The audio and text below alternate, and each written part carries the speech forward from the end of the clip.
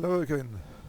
Right, here we are about to take step 8 in our journey through Elite Dangerous for Beginners. I've just arrived at Ray Gateway in Diagwandry with a U. That's the spelling of it there if you want to come here. I've come here to buy a Python. And the reason I've come here is because they give a big discount, 15%. Now, in theory, you don't actually save anything because sometime later in the game, you'll probably want to sell your Python. When you sell it, you get 15% less for it. But so in effect, you've sort of taken a loan of the 15%. As it happened, I had loads of money that I got from doing the Sothis and Seos runs. So I could have come here a bit earlier and got the Python. So normally you need 100 million, but because of the discount here, you can do it at about 90. So it might save you a couple of hours if you want to get it more quickly. And we're going to use it to increase our earnings rate a little bit more. So I'm just going to take a few steps back and do a recap of how we got here. So we started in the high intensity resource extraction site in the basic Sidewinder until we had about 3 million. And then we got a Viper and we stayed there until we had, what was it, 9 million was it? 7 million. No, 15 million. And then we got the Vulture and did a bit more pew-pewing, and then we got fed up with it, wanted something new. So I sold the Vulture and bought an Asp. The Asp costs about 20 million. So you could have stayed in the Viper till you got 20 million and then got the Asp. But with the Asp, we then came down to Seos and Sothis.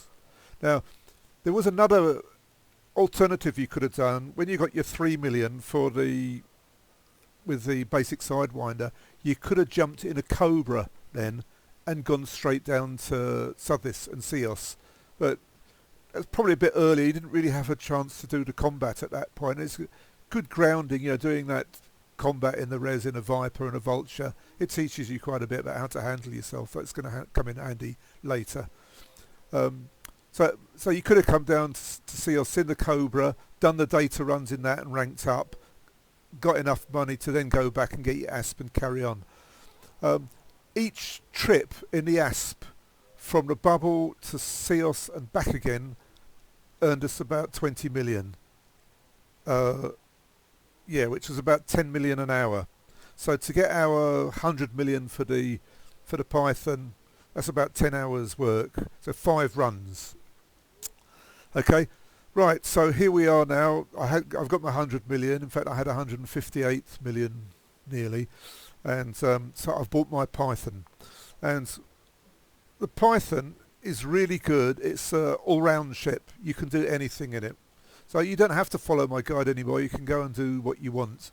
But what the Python is very good for is sorting out the engineers.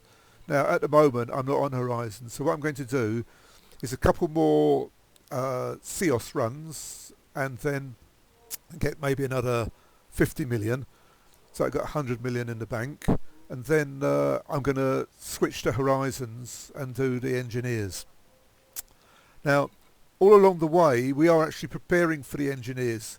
I've been using an advanced discovery scanner in the Asp as I've been running backwards and forwards and scanning all the time, every jump where there's data to be had. And I haven't sold any of that. I've probably got about 2 or 3 million credits worth of data for that as well. But what I'm going to do is save it for one of the engineers. That gets me an instant, very fast rank up with the engineer. So that's why I had the discovery scanner in the Asp, and now I've got another one in this Python. So let's have a look at the fit out now. Now I'm going to use this Python for exactly the same as what I did in the Asp, except for now we've got a lot more cargo capacity. So when I come back to the bubble, I can carry more than twice as much. Now, as I was getting 5 million for about every 20 tons, so I was getting about 20, 25 million in the ASP. This one, for each journey, I can bring maybe 50 million um, worth of cargo, and it's going to take me the same time. So uh, the earnings rate should go from 10 million an hour probably up to 15 million an hour, something like that. So, you know, extra money quicker. That's going to become useful later in the game. Right, so starting with the hard points, nothing.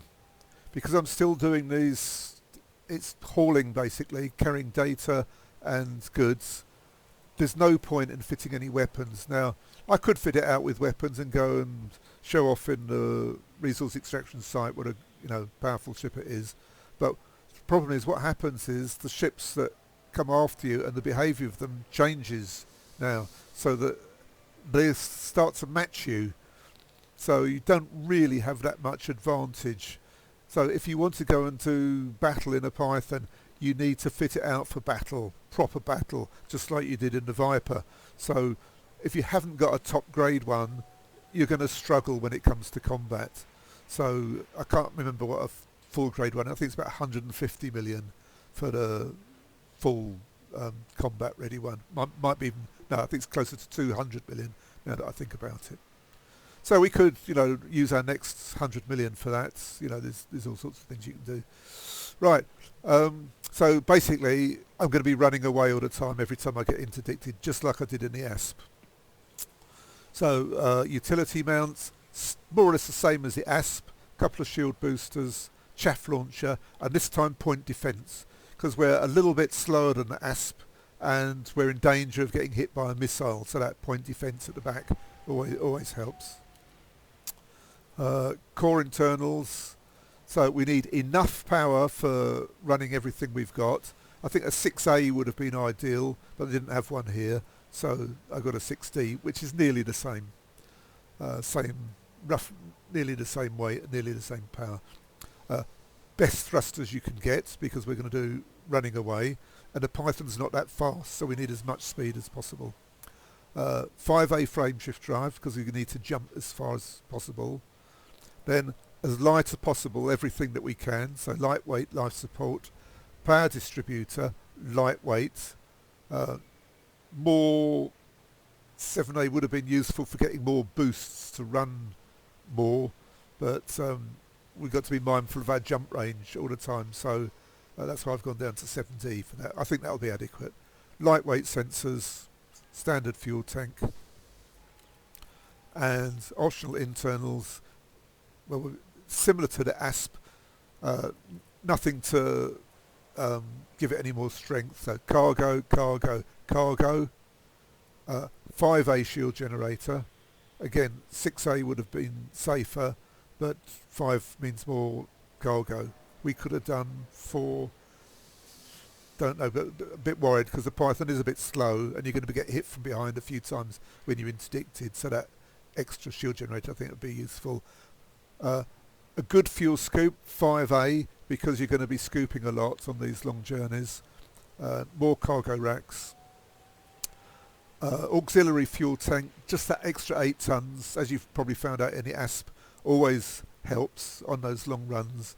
You can go like 3 jumps without finding a scoopable star, and that 8 extra tons just gives you that reassurance that you're going to get to a scoopable one without having to divert somewhere. And the advanced discovery scanner, so we can carry on collecting all this data. So that's it. So what we're going to do now is head back down to Ceos and carry on. But before, what we're doing is going down there, going to Ceos, picking up data, going to Southis new home, picking up more data, and then going to Southis mining and back to Ceos. And along the way, any of the long-range hauling ones that were worth more than, like 4 million for 20 tons. So, like what's that work out? 2 million per 10 tons is the basic ratio we're aiming for. Every time we saw one of those missions, we pick it up. So what we do in the Python, we just carry on making that circuit. So probably 2 or 3 laps, and each lap you're going to get, 3 million in data, something like that. So 9 million for 3 laps, which can take 1.5 hours, and then you should be loaded up with full complement, which is about 200 odd tons of stuff, which should be 40 million to come back to the bubble and unload. So we'll see how it goes. So that's it for now. So I'll see you down at Southis when we got the Python down there.